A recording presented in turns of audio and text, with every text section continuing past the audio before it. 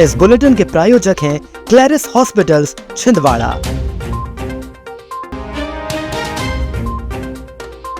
कुएं में सल्फास डालने की आशंका, जहरीला पानी पीने से 40 से अधिक ग्रामीण बीमार। आंगनबाड़ी में बच्चों को परोसी गई कच्ची दाल, पार्षद ने उठाए सवाल। स्वास्थ्य सेवाओं में पिछड़ी प्रदेश सरकार, अब निजी हाथों का लेगी सहारा, नकुलनाथ। डिजिटल ठगी से बचाएगा safe click 2.0, DIG Rakesh Singh ने जागरूकता रथ को दिखाई हरी झंडी। रानी दुर्गावती बलिदान दिवस पर गोंडवाना गणतंत्र पार्टी का प्रदर्शन, सौंपा 8 सूत्रीय ज्ञापन। जिले के बिछुआ की ग्राम पंचायत किशनपुर में उस समय हड़कंप मच गया जब गांव के सार्वजनिक पेयजल कुएं में जहरीला पदार्थ मिलने की घटनाएं सामने आई। ग्रामीणों के अनुसार कुएं से सुबह पेयजल की सप्लाई की जा चुकी थी और कई लोगों ने पानी का उपयोग भी कर लिया था। बाद में पानी में झाग दिखाई देने पर ग्रामीणों ने कुएं की जांच की, जहां सल्फास जैसे पदार्थ के अवशेष मिले। कुएं से मृत मछलियां और अन्य जीव जंतु भी निकाले गए। ग्रामीणों का आरोप है कि कुएं के आसपास सुरक्षा के लिए बाउंड्री वॉल नहीं होने से अज्ञात व्यक्ति ने ये कृत्य किया।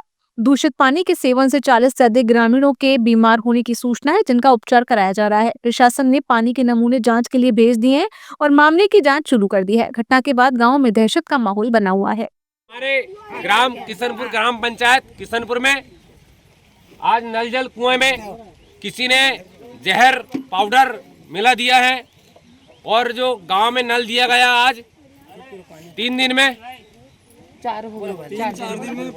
में एक सर्किट नल चलती है, तो आज फसकोड़ वाला पानी आ रहा है। कुछ जहर का जो साइड इफेक्ट है, पानी अलग महक रहा है और यहाँ जो कुएं में जो जानवर थे वो भी मरे पाए गए। यहाँ नहीं भरे भैया, हमने तो नहाए भी है और नहाए पानी पूरे चट्टे हाथ पांव पूरे जो हो गए हैं। जब बच्ची ने पहले सबसे पहले भारी पीने का पानी, नहाने का पानी।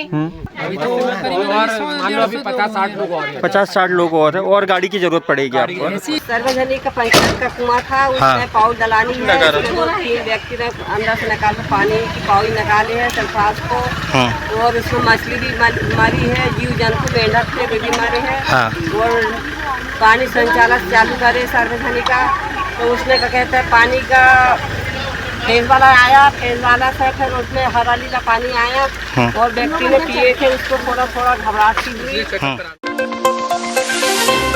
शहर के वार्ड क्रमांक 29 स्थित प्राथमिक शाला परिसर में संचालित आंगनवाड़ी केंद्र में बच्चों को कच्ची दाल परोसे जाने का मामला सामने आया।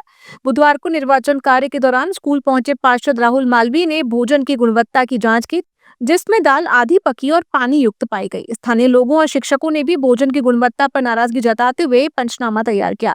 निरीक्षण के दौरान भोजन देकर पहुंचे कर्मचारी से स्व सहायता समूह का नाम पूछे जाने पर वह संतोषजनक जवाब नहीं दे सका और उसके पास कोई परिचय पत्र भी नहीं मिला। मामले को लेकर आंगनबाड़ी केंद्र की भोजन वितरण व्यवस्था पर सवाल खड़े हो गए हैं। आंगनबाड़ी केंद्र क्रमांक 78 जो हमारे वार्ड नंबर 29 में लगता है, यहाँ आप देख सकते हैं छोटे छोटे बच्चों के लिए जब यहाँ पर दाल, दलिया और रोटी आई तो हमने उसकी दाल की मात्रा को चेक करी। दाल में बिल्कुल भी तेल की मात्रा नहीं है, ना बघारा गया है, सिर्फ दाल उबली हुई ला दी है और दाल कच्ची हुई, उबली दाल भी आधी कच्ची दाल है, जिसका हमने पंचनामा बनाया है। मैं महिला बाल विकास अधिकारी और प्रेस के माध्यम से यही अपील करूँगा कि बच्चों के खाने की गुणवत्ता पे किसी भी प्रकार की कोताही न बरती जाए। पूर्व सांसद नकुलनाथ ने मध्य प्रदेश सरकार द्वारा शासकीय अस्पतालों को पीपीपी मॉडल के तहत निजी संस्थानों को सौंपने के निर्णय का विरोध किया। उन्होंने आरोप लगाया कि सरकार स्वास्थ्य सेवाओं को मजबूत करने के बजाय निजी हाथों में सौंप रही है, जिससे गरीब, आदिवासी और वंचित वर्ग प्रभावित होगा। नकुलनाथ ने कहा कि रीवा, देवास और गुना के 18 सामुदायिक स्वास्थ्य केंद्रों को पायलट प्रोजेक्ट के रूप में निजी संचालन में देने की तैयारी है। उन्होंने सरकार पर डॉक्टरों और स्टाफ की भारी कमी दूर करने में विफल रहने का आरोप लगाते हुए स्वास्थ्य सेवाओं के निजीकरण को जनता के हितों के खिलाफ बताया। साइबर अपराधों की रोकथाम एवं जन जागरूकता के लिए बुधवार को जिले में 15 दिवसीय सेफ क्लिक 2.0 अभियान का शुभारंभ किया गया। उप पुलिस महानिरीक्षक राकेश सिंह, पुलिस अधीक्षक अजय पांडे एवं अतिरिक्त पुलिस अधीक्षक आशीष खरे ने साइबर सुरक्षा जागरूकता रथ को हरी झंडी दिखाकर अभियान की शुरुआत की। 24 जून से 8 जुलाई तक चलने वाले इस अभियान के तहत जिले के स्कूलों, कॉलेजों, बैंक परिसरों, ग्राम पंचायतों और सार्वजनिक स्थलों पर साइबर सुरक्षा संबंधी जागरूकता कार्यक्रम आयोजित किया जाएगा।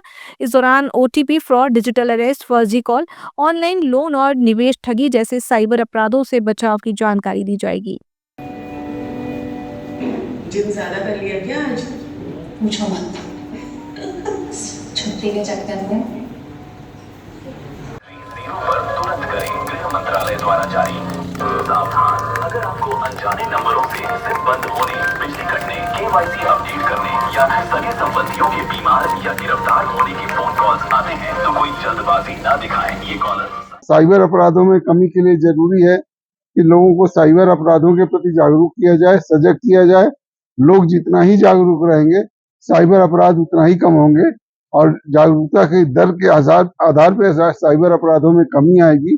इसी ध्येय को रखते हुए सुरक्षा और बचाव के मद्देनजर साइबर अपराधों से ये अभियान चलाया जा रहा है।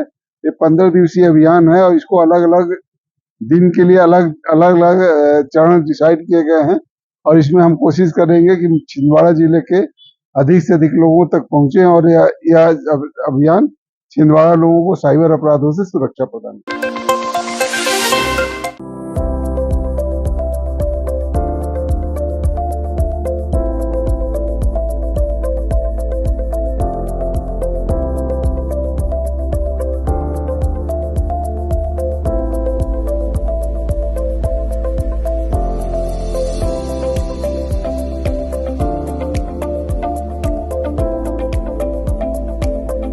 रानी दुर्गावती के बलिदान दिवस पर बुधवार को गोंडवाना गणतंत्र पार्टी ने खजरी चौक स्थित रानी दुर्गावती की प्रतिमा पर माल्यार्पण कर रैली निकाली और कलेक्ट्रेट पहुंचकर जिला प्रशासन के माध्यम से कलेक्टर को 8 सूत्रीय ज्ञापन सौंपा। जिला अध्यक्ष धनु दुर्गे और नगर अध्यक्ष अमरीन खान के नेतृत्व में दिए गए ज्ञापन में निशा उई के हत्याकांड की निष्पक्ष जांच, आदिवासी भूमि हस्तांतरण की जांच, शासकीय ITI प्रकरण में कार्रवाई, कोचिंग संस्थानों की सुरक्षा ऑडिट, TET पात्र शिक्षकों के हितों की रक्षा सहित विभिन्न जनहित और आदिवासी समाज से जुड़े मुद्दों को उठाया गया।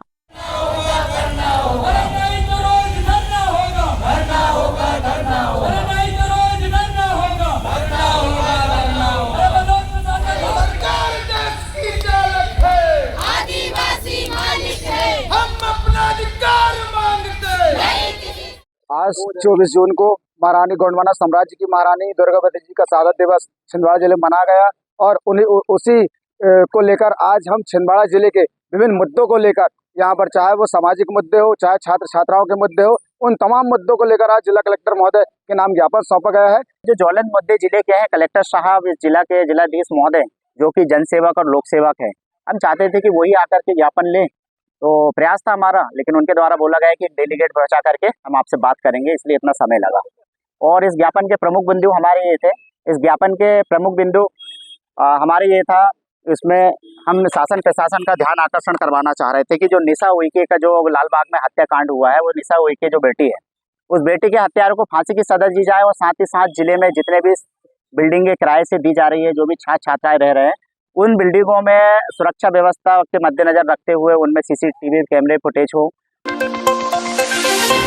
पांडुना में नगर पालिका द्वारा 73 लाख रुपए की लागत से देव कंस्ट्रक्शन के माध्यम से कराए जा रहे सड़क डामरीकरण कार्य पर सवाल खड़े हो गए हैं। स्थानीय नागरिकों का आरोप है कि भारी बारिश के दौरान भी सड़क पर डामर बिछाने का काम जारी रखा गया, जिससे निर्माण की गुणवत्ता पर संदेह पैदा हो गया है। लोगों का कहना है कि डामरीकरण सामान्यतः शुष्क मौसम और निर्धारित तकनीकी मानकों के अनुसार किया जाता है। बारिश में किए गए कार्य से सड़क के जल्द खराब होने की आशंका जताई जा रही है। नागरिकों ने जिला प्रशासन से निर्माण कार्य की स्वतंत्र तकनीकी जाँच कराकर गुणवत्ता और नियमों के पालन की पुष्टि करने की मांग की है।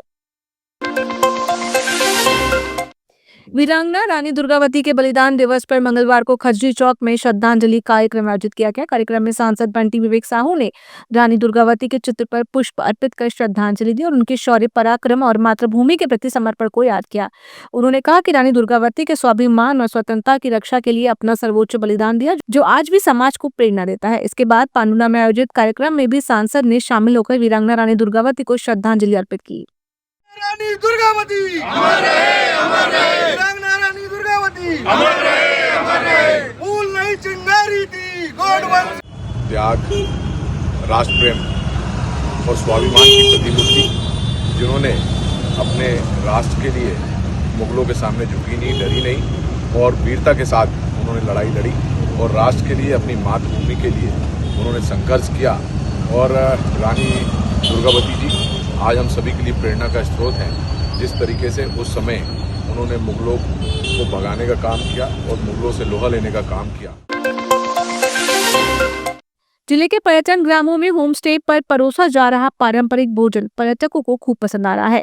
मक्के की रोटी, बैगन का भरता, समा की खीर और चावल के पापड़ जैसे व्यंजन पहली बार चखने वाले पर्यटक इनके स्वाद की जमकर सराहना कर रहे हैं।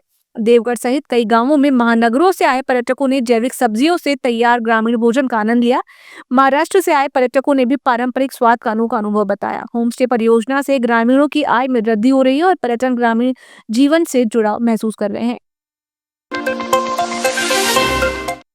मध्य प्रदेश आदिवासी विकास परिषद एवं आदिवासी छात्र परिषद ने जनजातीय आयोग के नाम ज्ञापन सौंपकर हर्रई ब्लॉक के पांडु पिपरिया स्थित एकलव्य शासकीय माध्यमिक शाला के एक शिक्षक पर कार्रवाई की मांग की है। परिषद का आरोप है कि शिक्षक पर पूर्व में छात्राओं और स्कूल स्टाफ के साथ अनुचित व्यवहार के आरोप लगे थे, जिसके बाद उन्हें जांच के दौरान अन्य विद्यालय में अटैच किया गया था।